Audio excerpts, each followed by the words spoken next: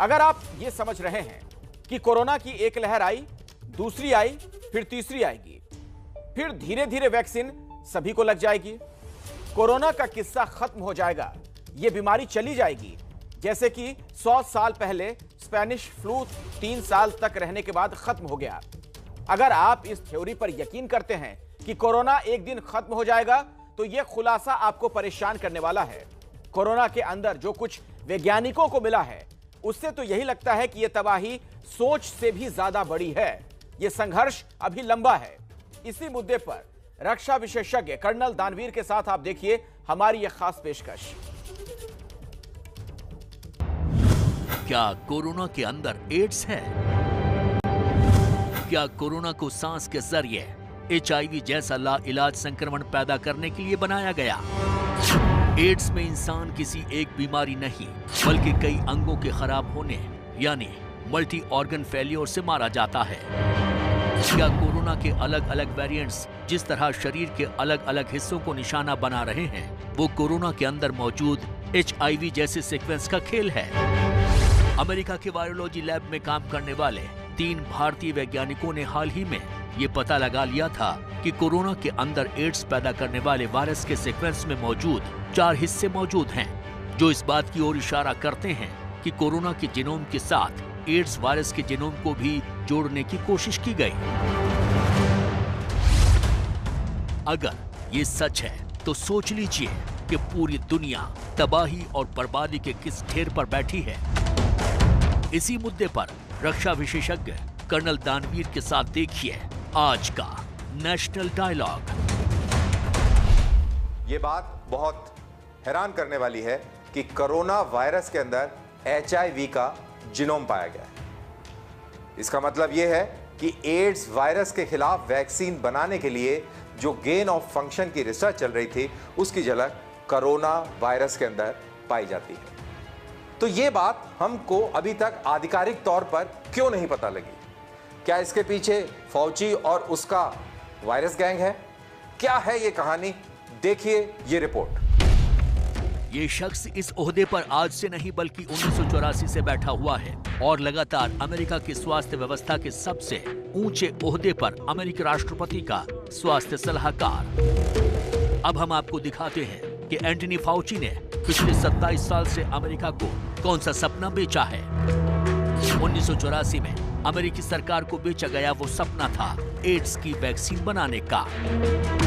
Given the fact that we now have the virus in our hands, it is quite possible, in fact it's invariable, that we will develop a vaccine for AIDS. सुना आपने?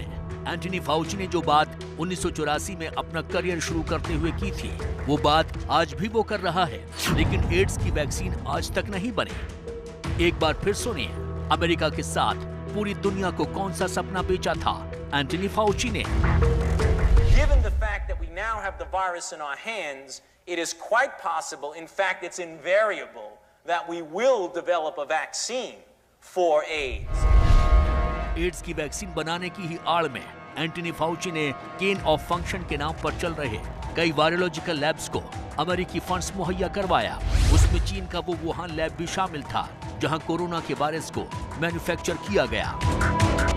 मेरे हाथ में great game India के उस article की copy है जिसमें साफ तौर पर लिखा है कि last year group of Indian scientists discovered that corona virus was engineered with AIDS like insertions. After Great Game India published the results of the study, it attracted heavy criticism to an extent that the authors were forced to retract their paper. इसका मतलब ये हुआ कि कुछ भारतीय वैज्ञानिकों ने पिछले साल ही ये पता लगा लिया था कि कोरोना वायरस में एड्स जैसे इंसर्शंस हैं, यानी बाहर से डाले गए कुछ टुकड़े।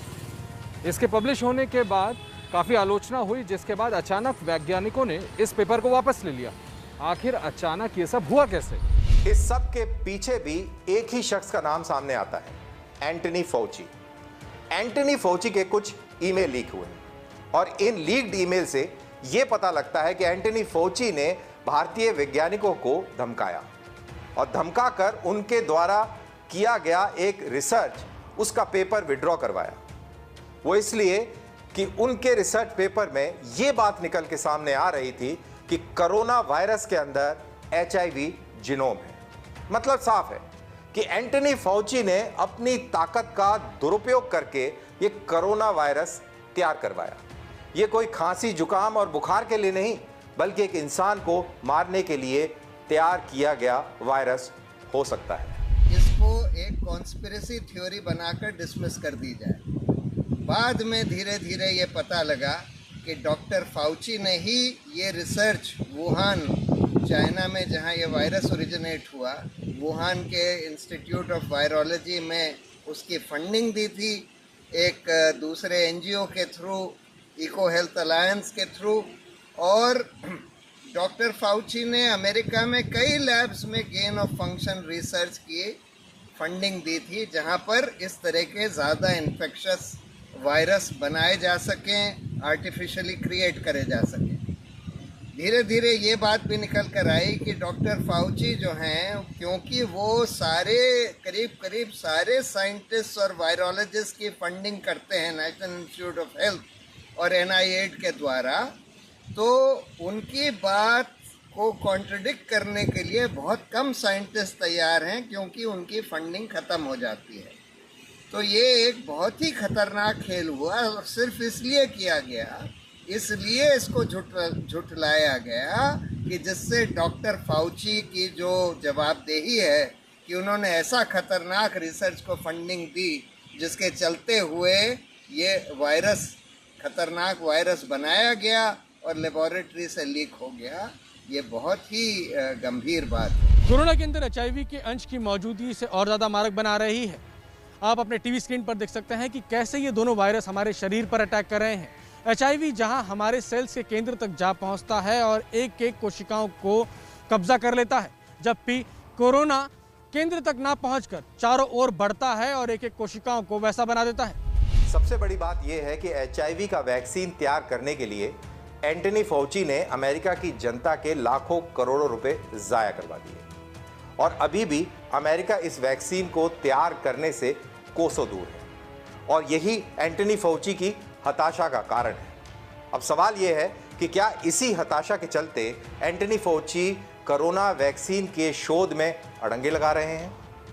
दरअसल बात यह है कि HIV के खिलाफ लड़ने के लिए हमारे शरीर में कोई प्रतिरोधक क्षमता नहीं है, इसीलिए ये वैक्सीन आज तक तैयार नहीं हो पाया।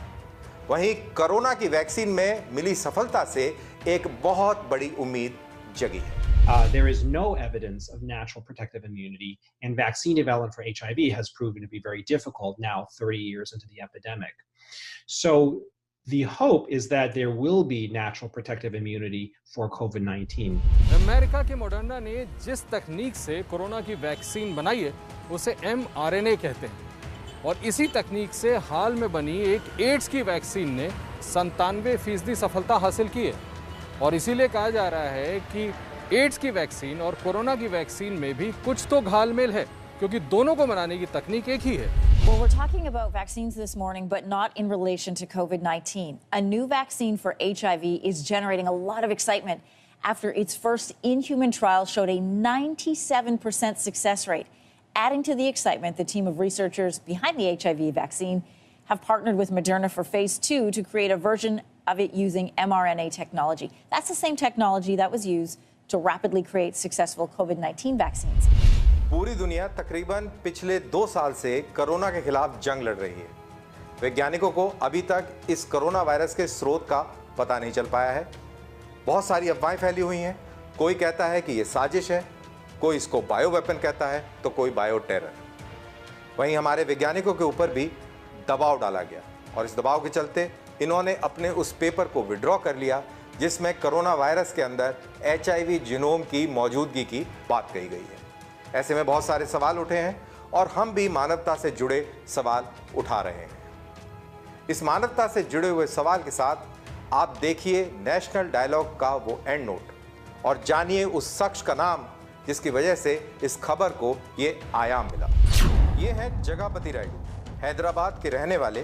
जगापति एक क्वालिफाइड इंजीनियर हैं, और इन्होंने सोशल मीडिया के जरिए #नेशनल डायलॉग का इस्तेमाल करके हम तक इस खबर को करने का आइडिया बताया, जिसके बाद हमने पड़ताल की, और सच्चाई की कसौटी पर तोलने के बाद आप तक पेश किया। नेशनल डायलॉग के इस आखिरी वचन को निभाते हुए आप दीजिए मुझे इजाजत। अगले हफ्ते फिर मुलाकात करेंगे किसी नए टॉपिक के साथ। तब तक के लिए जय हिंद।